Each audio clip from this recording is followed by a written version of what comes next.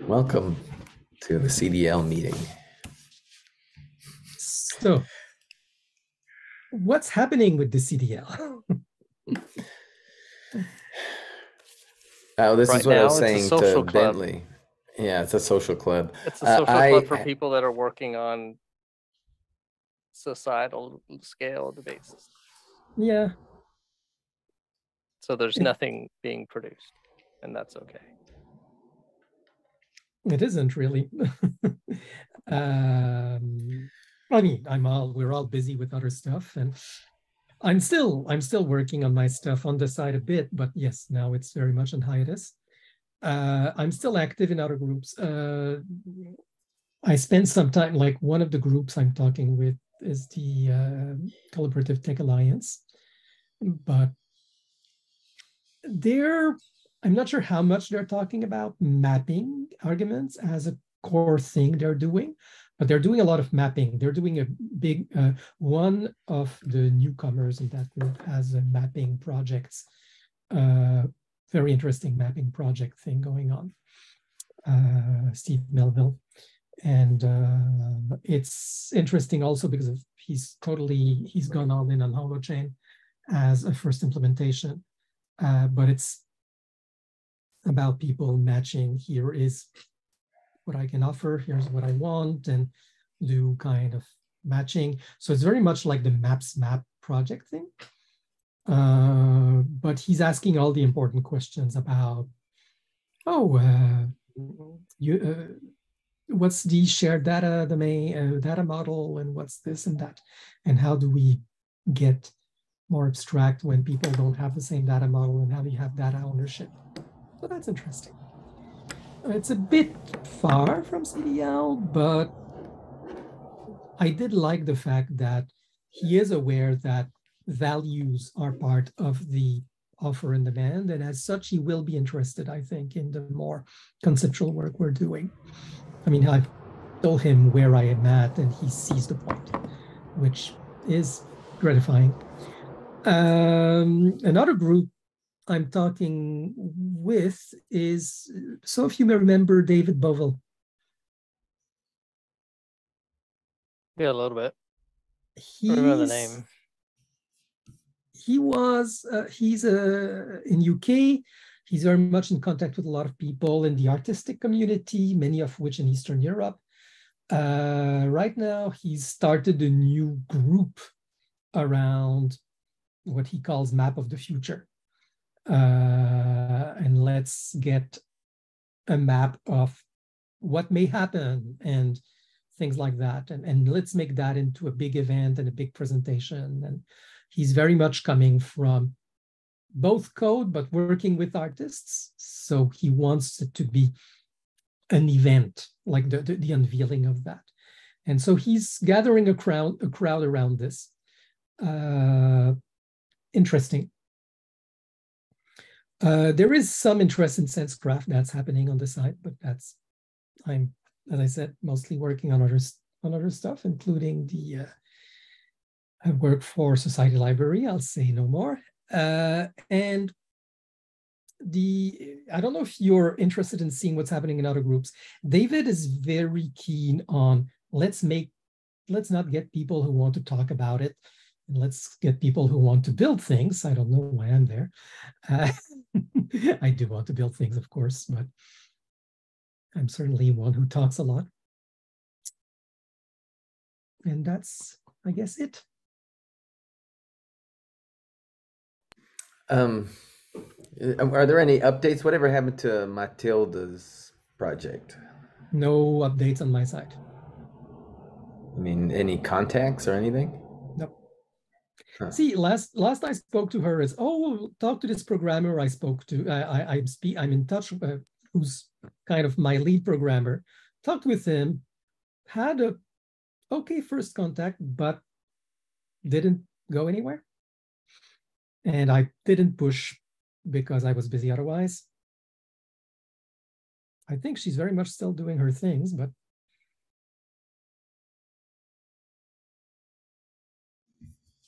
okay. I could.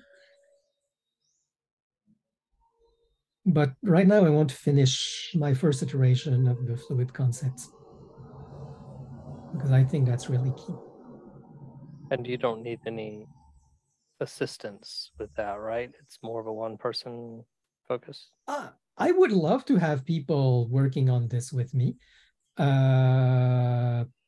It's just I don't have time to collaborate right now, but that should end soon. Give me another week or two so I can finish my contract. And yeah, I'd love to work on that with assistance. There's still design questions I'm working with, but yeah, sure. What I'm aiming is next in a week. No, not in a week, in 2 weeks, I should make a presentation of the latest conceptual model. I think that makes a lot of sense. And so we could go from there and see, okay, what can we do together about this? How can we? Yeah. Yeah, I think people kind of need to, whenever one of us feels like we can use some collaboration, probably best to bring it up, do that. Like I keep thinking about what I'm working on, and I just can't. It's more of it's a two-person thing now. I got Michael Gartner's. I hired him for some hours to do the research. So what I'm working on is making a video series of debates, but using the reason score scoring system as evidence is brought in and show how it changes the score, but to demo it out. And then see if that catches, if people understand it and if it kind of makes sense, and then iterate until it makes sense. So the first one's going to be about, is my diet killing me? It's going to be about keto diets and heart disease. We found some interesting papers and YouTube personalities that are debating it already, going back and forth. So it's going to be a step through of evidence on both sides. Should be interesting. Yeah. Okay, that sounds good.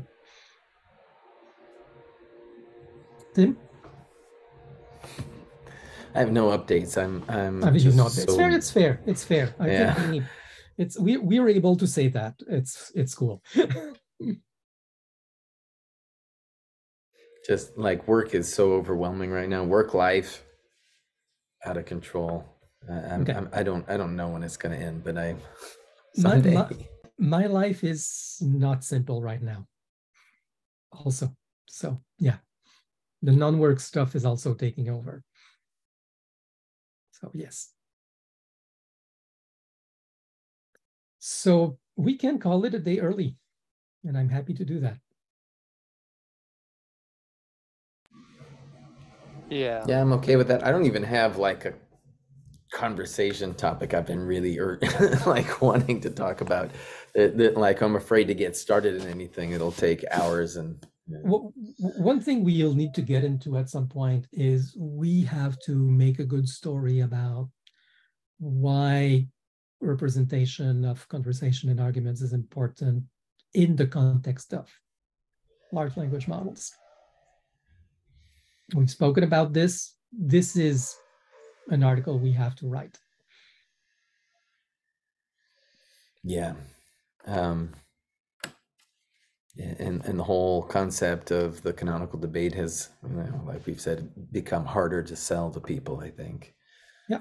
So we have to be even more proactive, maybe. Yep. Yeah. Can show you my latest kind of visualization of the reason score. Which I'm Sure. not even sure I'm going to use this, but it's just over here on the left hand side. So I'd mentioned this to Mark and Tom, but I don't think for Tim. But I wanted to work on a visualization that it doesn't have a hard number, because you'd be like doing 22, 23 or something.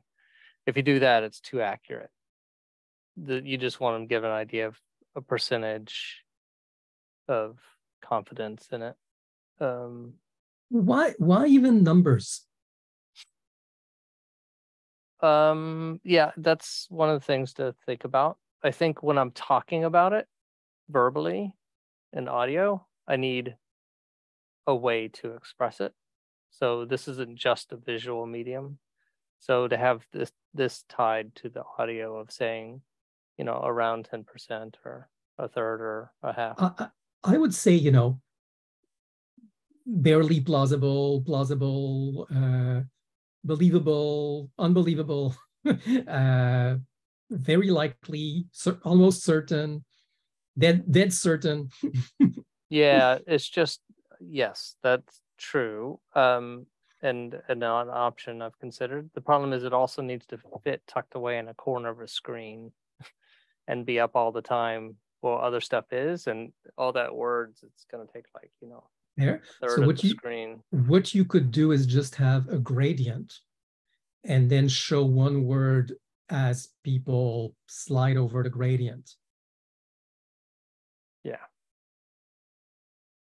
So yeah, so you could have so also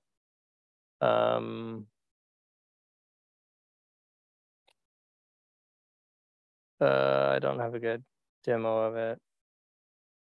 Imagine these bars are vertical instead of horizontal, and they're sorted with all the purples and the oranges next to each other. So it would be that. So you'd see there's a whole bunch of purple and a little bit of orange. Purple's one side, orange is the other side. So you get a visual indicator of it. And then, so you could have a line coming out from where the split is and have kind of a verbal description of what it is with the words, like you said. And then, so it would only be, or that label could be across the bottom or something. There's, quite a few ways to do it. So I'm experimenting with it. Yeah, then I would have, again, on the gradient, and then have the word and hover over these things. But have the density express the certainty. Everybody will understand that washed out is uncertain. Well, yeah, although it's not an uncertain, it's a confidence in true, uncertain in the middle, confidence of false. Which isn't confidence in true purple and confidence in false orange? Yeah. Yeah. So I maintain washed out is uncertain. It's in the middle. Yeah, but okay. But so you're saying two gradients, or a gradient from purple to clear white out to white orange. to orange. Yeah. Yeah. I find gradients, maybe triangles would be better.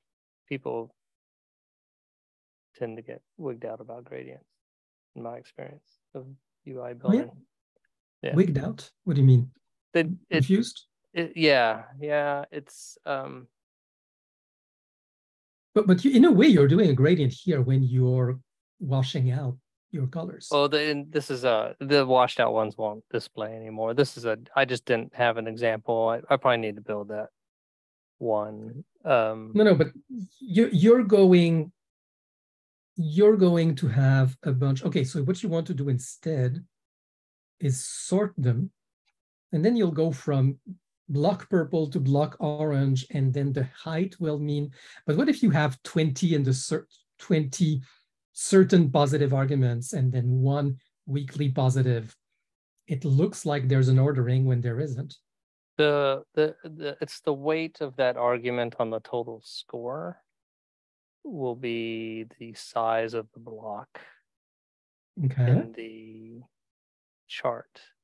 But if I have 20 sufficient conditions, each of them would alone prove the main point. They don't have relative weight. They're each sufficient. They have relative weights. That's how reason score works. Everything has a weight. Okay, fair enough. Well, so we don't handle questions that have sufficiencies. We don't ask that question with this tool. That's not what this tool is for. Fair enough. If it's sufficient, then if the single sufficient thing is true, then you just have that one question. You have that one answer. You don't need everything else. Okay. that's not the type of questions I'm tackling. So Okay. In other words, it's like deduction or something if it's efficient. it's not a problem. Like,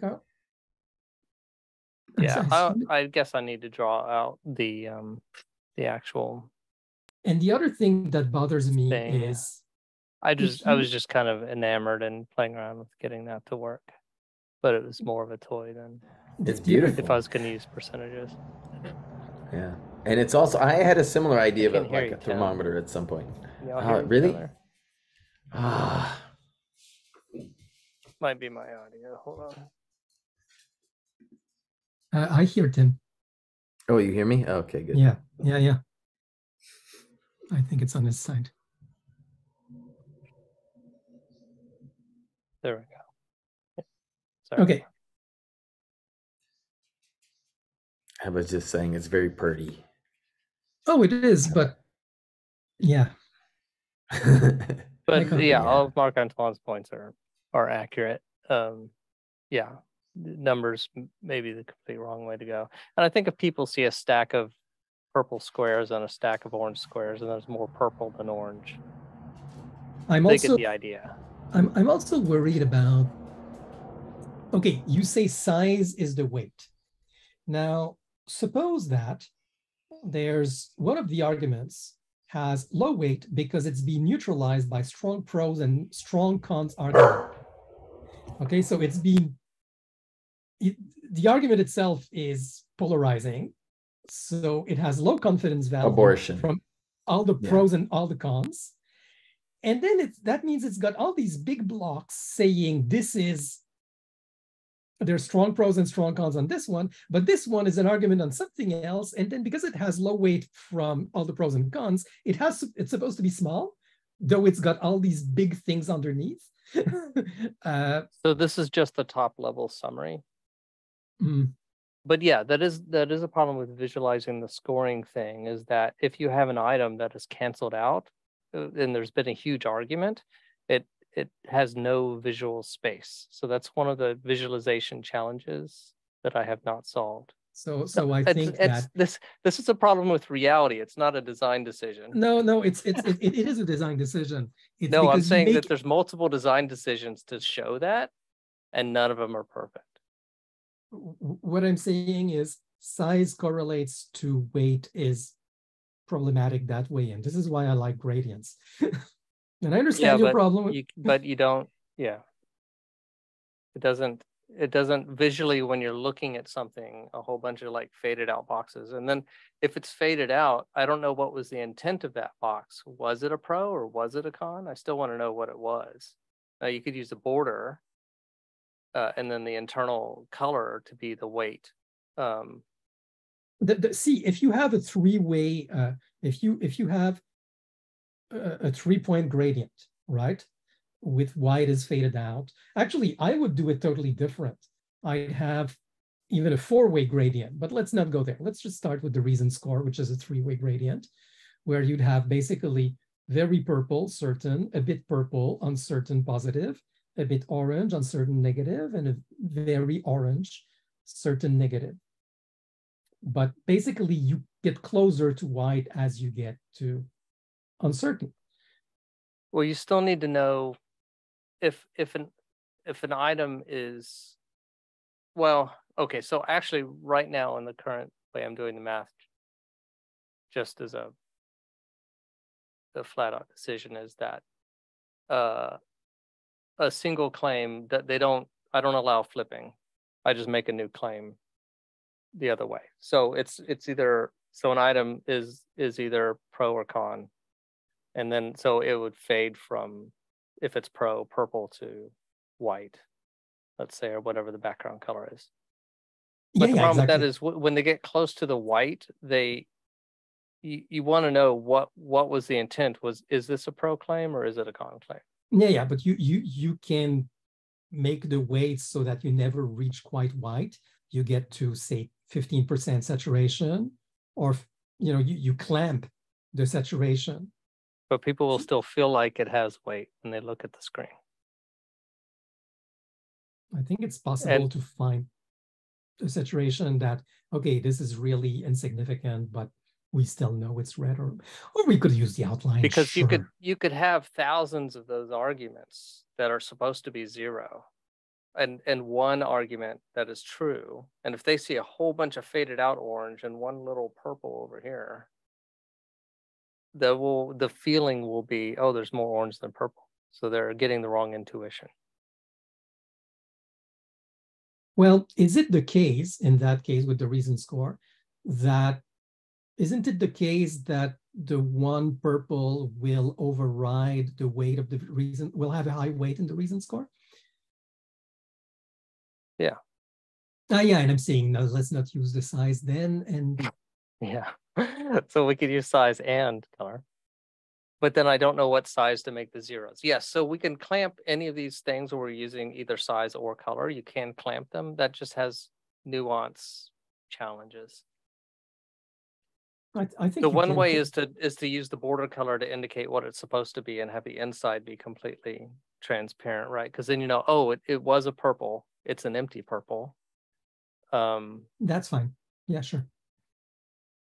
But what I'm trying to do with that other display is it's a summary display. So it just, what you want to see is what's the weight of purple evidence versus the weight of orange evidence. That's all that. And here is where the visual weight matters. Yeah. In that display. Yeah. But on the other hand, that means that neutralized arguments, which could be decisive, get reduced to insignificance when they could actually be really significant. Well, I mean, until they have some weight, they by definition are not significant. No, I mean, just looking, it's just where are we right now? It's a point in time. If an argument is neutralized by controversy, it could be extremely significant. It could have very high relevance. And most people will want to see it as, oh, if I believe this, then I should go this way. But you don't need to see that level of complexity in the summary, in the top level summary. The only question I want to know is who's winning right now based on the evidence. That's the only question. Why? That's deep. So there'll be the summary on the side that's constantly moving and changing. But when we're discussing, there will be a big map that has everything laid out, and I still haven't figured that out. And in that, they need to have some sort of presence, yes. Okay, so suppose you use size and then you hue, because you could use both, but clamp them so that there's a minimum size and a minimum hue. So that then if there's 20 little small things and one big purple thing, the big purple thing being big will have weight. But I don't like the fact that a controversial argument gets neutralized that way. I think that's, but you're not recursing here. It depends on which visualization. In one visualization, we'll want it to show. Yep. Yeah. But in a video, you're also only talking about one section. So you just want to see an overview of a map and then zoom in to where it's at. But you have to go through time in order to you have to step through the whole map in this case, unfortunately, because that's that thing. Carl, you can jump in anytime. Yeah, I didn't want to interrupt and break train of thought, but my question is, I think I came in a little late, so I'm lacking some context on exactly if we're talking about like reason score or what we're talking about. But my question was like, why are you trying to show who's winning? Like, I'm just trying to understand the motivation between the visualization. So this is for Evidence Explorers, which is a video series that uses the reason scoring system. Okay.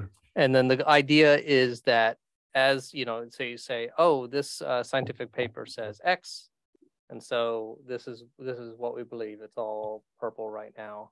And then, oh, here's someone that says the reason why to not believe that scientific paper. So then it's now half purple, half orange, right? So you want to visually show how each piece of evidence affects the reasoning of an impartial kind of viewer and a naive impartial viewer. when you say it that way, what I was thinking was, oh, this makes sense as a visualization for the current participants in that meeting. We don't necessarily have to, come to what's what I'm looking for. I want to say come to agreement, but we may have different opinions about the naive viewer thing, because that's where I kind of have a different opinion. Like, I think a naive viewer is going to be resistant, at least if they're like me, if they're being shown like, hey, this is, who's winning right now. I'd be like, I don't care who you think is winning. Show me why you think that's the case. Whereas if I'm part of a conversation and I'm allowed to participate and show, okay, let me add this. But I'm saying a naive viewer, someone who has no understanding of reality except for what they've seen during that naive meeting. His naive viewer is the gully bot. He's not expecting it to be like a person. It's literally okay. You just can't say robot now, because now it means AI, and AI has context. Yeah, if it's you not say an AI, it's an algorithm. But it's who's winning based on just the proposed evidence so far in this meeting. So the first claim is considered 100% true and valid. By the way, just for the record, what I would do, I'd have three colors in white. I'd have one color, let's say green, red, and purple, for example. Green for believe true, red for believe false, and purple for controversial. And white for nobody knows, nobody cares. So that would be useful. It's also very information dense. Yes. And I'm talking about a YouTube video for the average person. So I'd have to first train them on that. Yep. So yeah, but that's definitely a possibility. All of this is going to be explored, or not all of it, but I don't think what I have is going to work, but it's a place to start. And I appreciate the ideas. So are you adding an LLM to Gullybot? Is that kind of? No. Oh, okay. Has Gullybot changed, or is it what's changed is the evidence explorers we are using Gullybot as like a signal? I had to shut down Gullybot as a marketing idea because of AI. Because the whole concept was to say it's a stupid algorithm, so let's make it a bot. But now bot means something that has the context of the whole internet. And answers questions based upon what exists out there. So it broke my analogy, is the problem. And now I don't have a good analogy for it. So I'm just going forward with evidence explorers, and we're just. Well, then you need like, the usual stand-in for observing human things is the alien, the Martian, who just showed up and is trying to understand. Right. Yeah. It's the context-free Martian. Yeah, that's an idea. Or the tabula rasa. That works until that works until Elon Musk goes to Mars, and then you got to change it again. I mean, if we're going to follow the analogy closely, even an alien's going to have their own opinions. They're going to try and think. They're going to try and understand what they're seeing in terms of what they already understand. So, I mean, I understand the intention of an alien, but even any alien coming is going to be like, oh, that's like blib florp. Oh, they're blib florping. Oh, wait, that's not blib florping because they're not bing banging. Okay, so this is blib florping, not bling banging. I'm not totally sure what it is, but it's something different. You know what I mean? Although, Carl, I think you're thinking deeper than the average human would on that. So I think they would just assume, oh, this alien has no concept. Like the alien doesn't know who Trump is. So an argument about Trump, it's going to believe whatever the last person said. What would a person think when they heard of an alien? So yeah, maybe, yeah. They're really into aliens. They might assume that they have a very complex. If they're into any sci-fi about aliens, you know that they have these incredibly complex cultures and contexts. It's an alien baby. Comes out of an egg, has no concept of the world. Yeah. But is intelligent enough to understand. Super intelligent alien baby. Because that's not hard to explain in a video. So I just stopped doing the analogies for now. But if I think, which is too bad. I really like the Gullybot idea, but people just immediately start to think, okay, what language model is this based off of? No. And even when you say algorithm nowadays, like I'm thinking of a simple algorithm, but they think about like the YouTube thing, which actually is a fairly simple algorithm, but it has negative consequences. So Yeah. anyhow. Aren't there laws being proposed to? I can't remember what they are now, so it's not going to make full sense. But there are laws trying to be proposed that, like, you get section, what is it, section 230 or whatever, protection, unless you have an algorithm, something like that. And it's like, well, everything's an algorithm. Yeah, they're trying to figure out time. Sorting by time is an algorithm. There was a very interesting paper that was pointed by Dr. Rowe about somebody doing an economic analysis of Section 230 and how the current law actually disincentivizes moderation and ends up being public harm. Let me try to give you the economic model of intermediary liability. I mean, that sounds like a pretty obvious point. It's they did an actual economics analysis of it. It's quite remarkable. You mean they proved that it's happening, but that just and as they compare different regimes. They totally. basically came up with an economic model to compare different regimes of moderation and the costs and benefits of different regimes of moderation, which I think is interesting. Yeah, no, I'd like to see that. Here, you sent it, I know. When I say I would like to see it, I mean I would wish I even had time to read anything these days.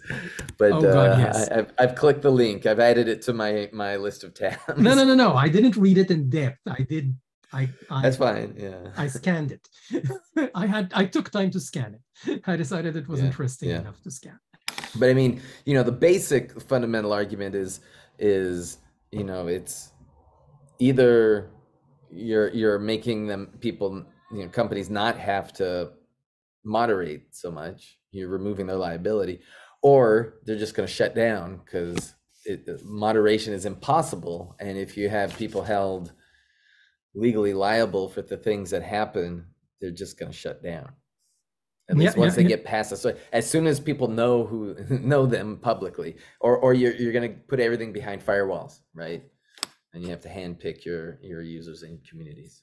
Yep. By invitation. It's what a lot of Mastodon people are doing. I read this great article about the dangers of, okay, you want to start your Mastodon instance. Here are all the legal liabilities for hosting content. It's ridiculous. And in fact, this would be the number one argument then for decentralization, right? Not federation, full decentralization like blockchain or yeah. Yes. Is blockchain decentralized? Sorry, I'm just making like a whole. Well, Bitcoin is, right? Bitcoin. In some ways, yes. In some ways, no, right? But well, legally, in terms of legal liability, I mean, it's Bitcoin's the only one that the SEC has said basically it's not a security because there's no owner. And so same thing with, who are you going to sue for content when it comes to Bitcoin? Miners. Yeah. Sometimes you can identify the people. I mean, the anonymization is bogus. Suing miners is like suing AWS or whatever provider for the content on Twitter, right? Yeah, but isn't that Parler? I mean, they didn't get sued, but I mean, AWS took down Parler. They did, right? And so by doing so, they've accidentally put themselves as having an influence on things. But phone companies are phone companies are considered a utility and exempt. There's a level at which you are just pipes, right? And tubes and whatever, and you are considered exempt, right? Yeah. Yeah, if you have zero Well, moderation. Yeah. I mean, if phone companies are told that this phone number belongs to Al Qaeda, they can remove the phone number, right? But it's not the same as suing them for having given them a phone number when they didn't know. And it's not the same as asking them to spy on all phone conversations on behalf of the FBI. The FBI just provides the pipe into AT&T. They don't get AT&T to build the pipe. Spying is a service. I do think that in some cases, if there's going to be a government requirement of moderation, then it should be provided by the government as a service.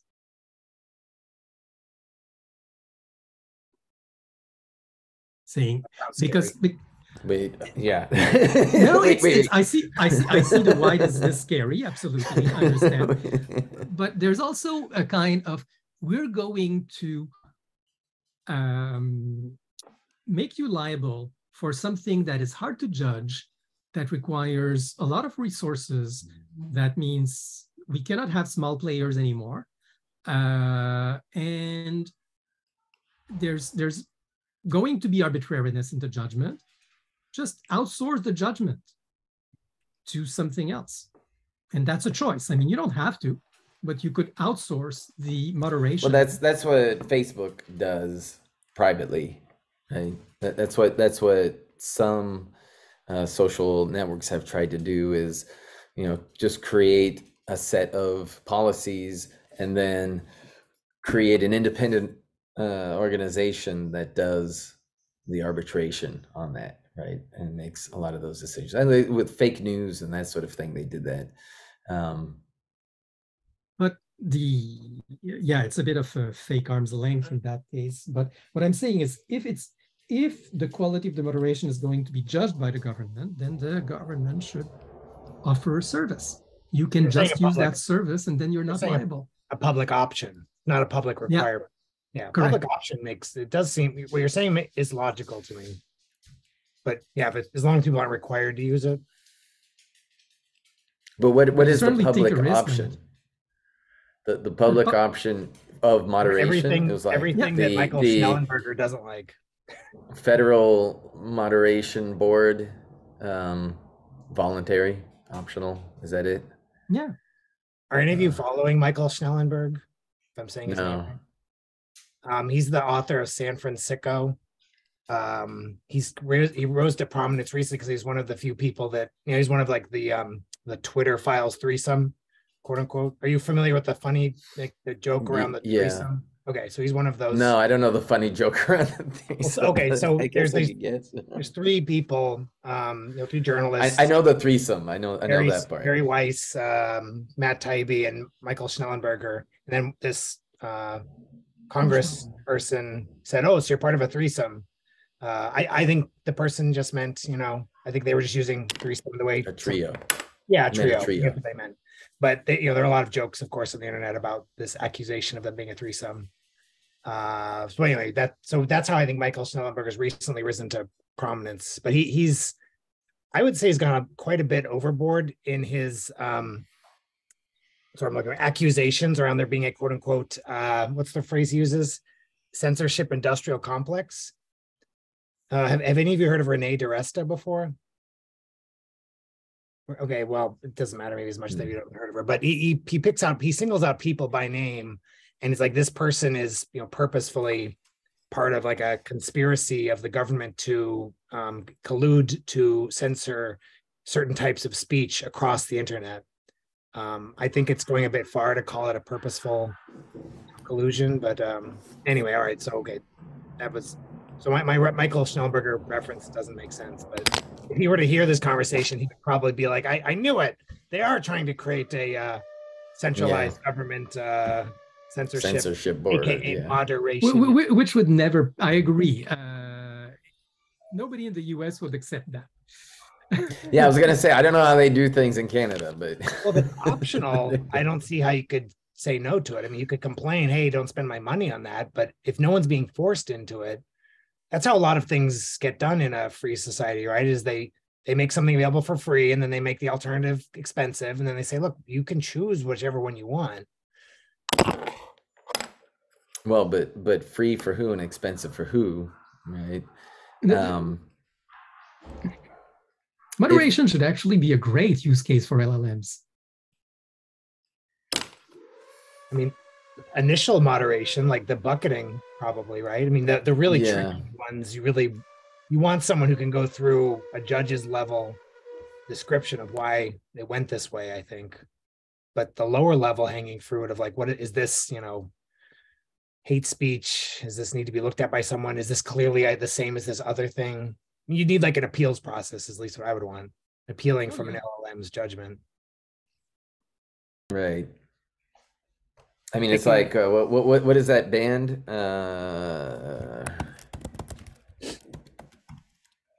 The Chinkies. What's that mean? You don't know this story? The band The Chinkies? No. It's a Chinese rock band. Okay. No, I still don't know what it is. Okay. Well, the chink. I can see that it would be like an offensive word. Yeah. Yeah. It's old slang. What do you call it? Slander, bad word, yeah. What's the word? Racial slur. Slur. I have trouble with words these days.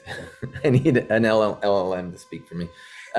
It's an old racial slur. And so, but they're all like Chinese American. And so they wanted to call themselves the Chinkies as an expression of kind of owning it and reclaiming, their own identity. And they were denied the trademark because it's a slur word, right? And so I think they went all the way to the Supreme Court and won, right? But it's a good example of that sort of thing that right. Sometimes it's subtle. How long ago was that? Was that recent? It was a few years ago. It wasn't too long ago. Okay, wow. Let me see. It's like they've been making music for like decades. Just curious when it became here we go, ruled. What was the date of this ruling? Oh no, okay. I had it. It's the slants. That's the one. The slants. That sounds kind of familiar. Yeah. Maybe I saw a title about it or something recently. Chinkies is a ska band. I can't find the article. 2017. So, yeah. 2017. That's the end of that story. Like 6 years. Yeah. Would you say? No, I can find the original article I was looking for, but I saw that one too. I wonder if it's in my history somewhere.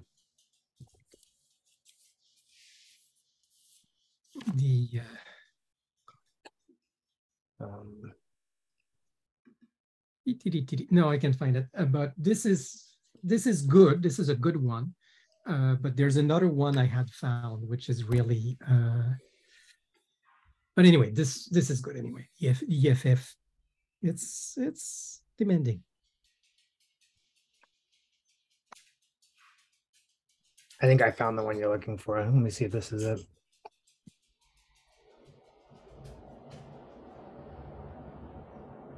Oops, did a copy of the URL. I copied the title, not the URL. This is the URL. Got it. All right, let me visit it, and then I will copy the URL directly.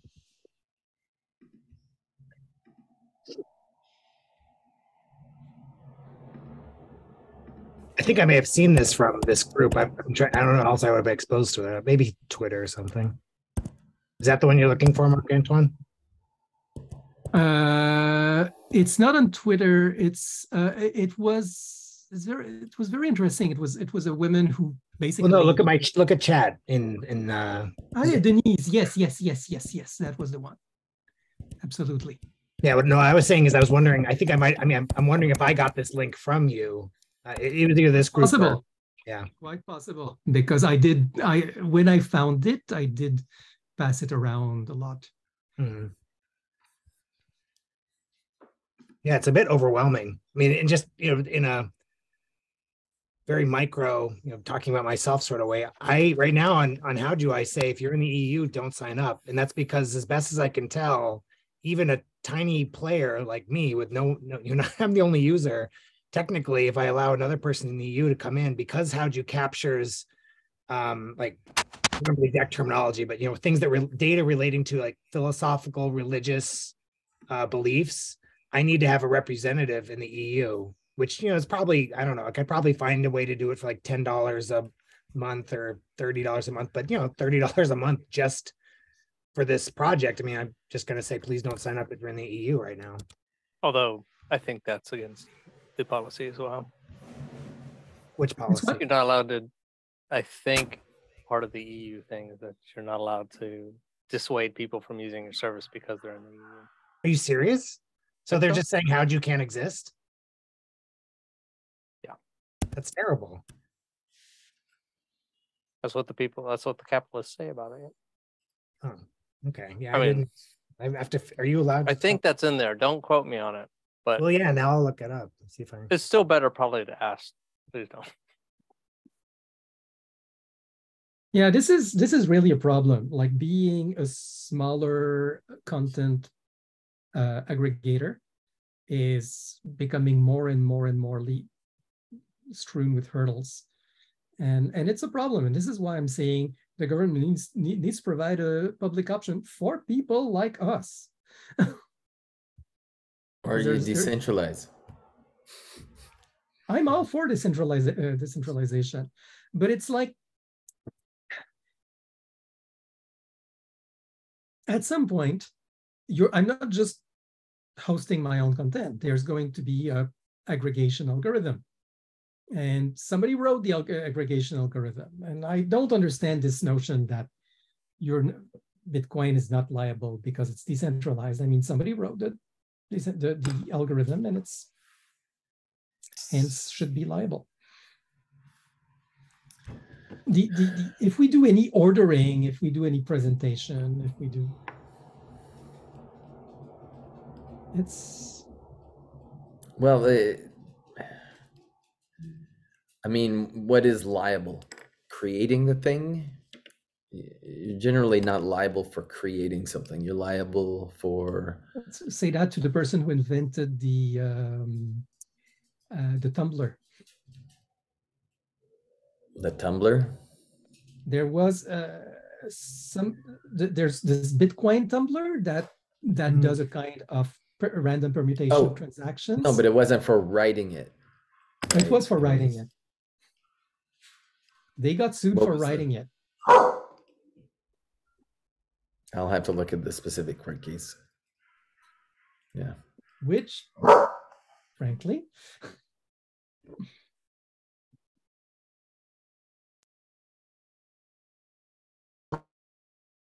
no, and this is why DWeb is so important. There I agree. I mean, there's being able to say this is decentralized is really, really important.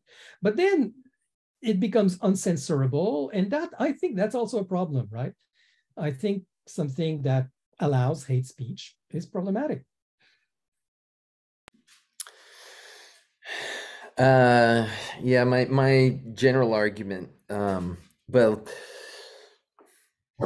yeah, my general argument doesn't relate to speech in that sense. It relates to argumentation, right? No, I know, but I mean, somebody will put really hate speech, kill all the Jews or kill all the whatever, as a supposed argument. and then you need to Right, censor it and but say that's not an argument. and that's I mean, yeah, censorship. no, no. Okay, but that, see, and that, like, we should kill all the Jews. Okay, that's an argument, right?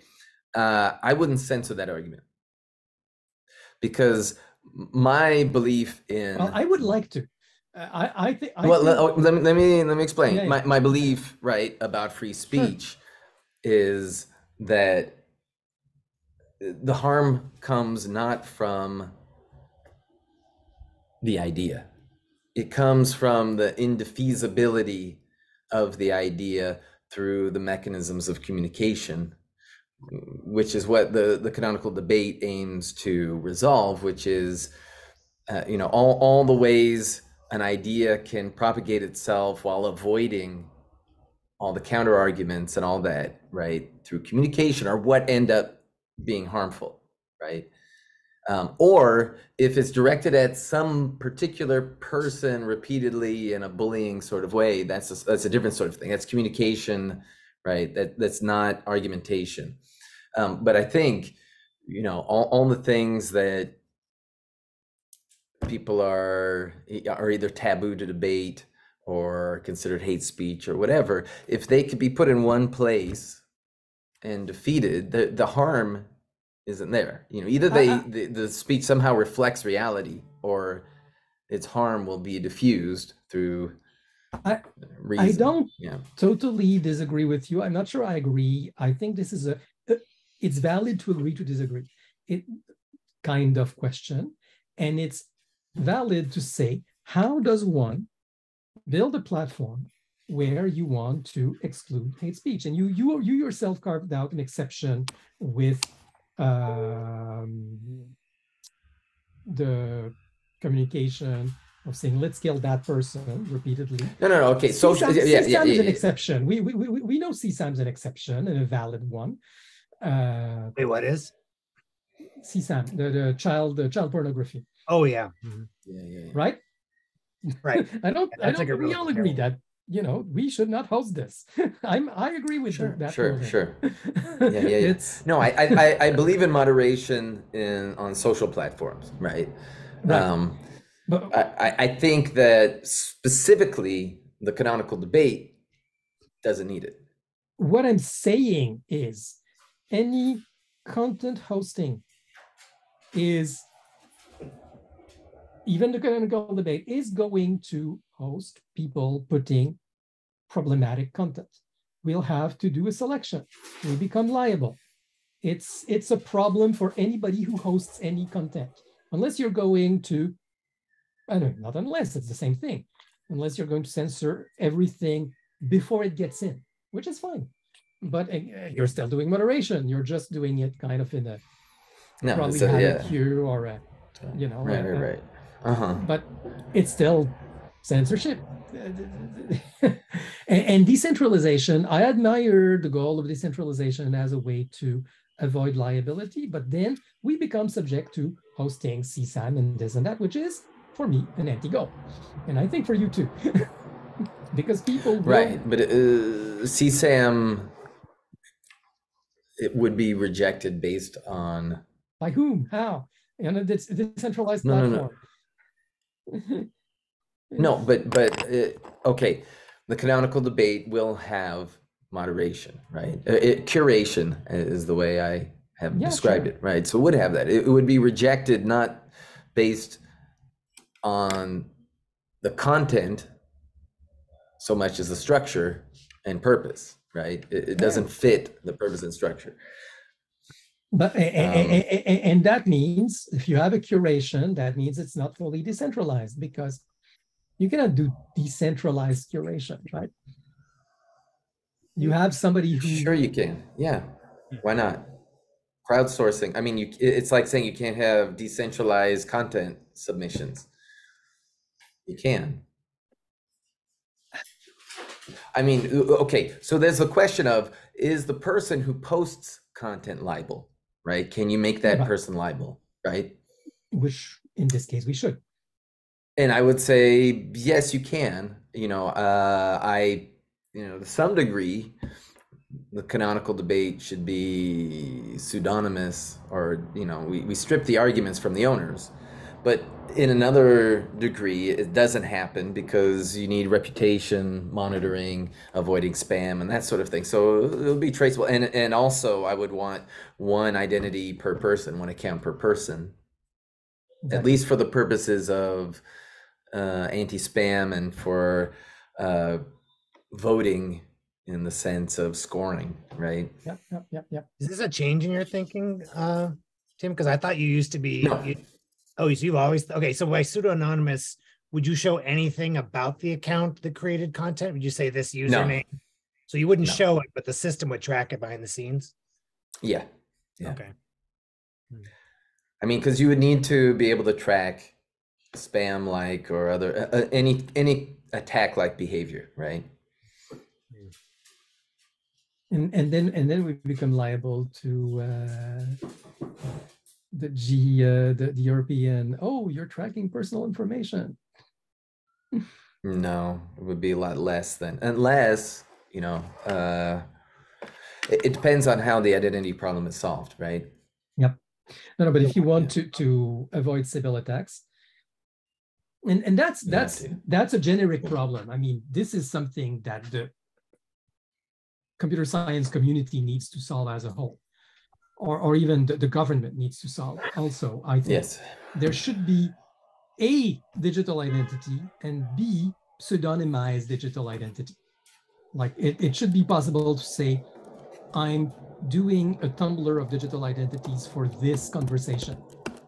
And everybody has one and only one identity in this given conversation, but it's all backed by, through an anonymous Tumblr, anonymizing Tumblr, to real national identities. Like ideally, if there were a solution that was, zero knowledge proof of a person, like if each government tracked its own personal identities and then provided zero knowledge proof that somebody's a human being, then you're only susceptible to nation state level Sybil attacks, right? Exactly. And people who hack the nation state, right? So that's still an issue, especially on big debates, right? But it's still it's more containable and identifiable. Yeah.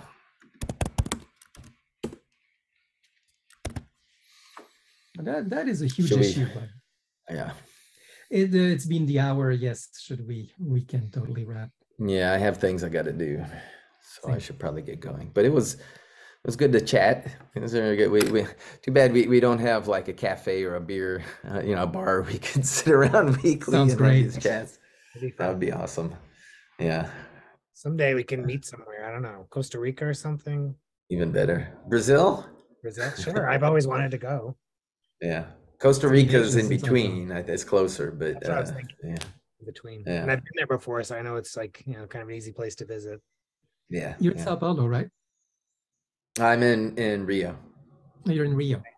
Mm-hmm. I've been to Salvador, not elsewhere. Oh yeah, very different, very nice, very cool. I love Salvador. Yeah. It's Salvador, the city in Brazil, not El Salvador, the country. Yeah. What's so nice about Salvador? I think I've heard of it. The music. The music. It's kind of the center of Afro-Brazilian culture. And when I first came to Brazil, I had spent a year in Ghana in West Africa, and it was just like coming from the airport to downtown Salvador. There was this flashback feeling of, oh my God, there was so much that reminded me.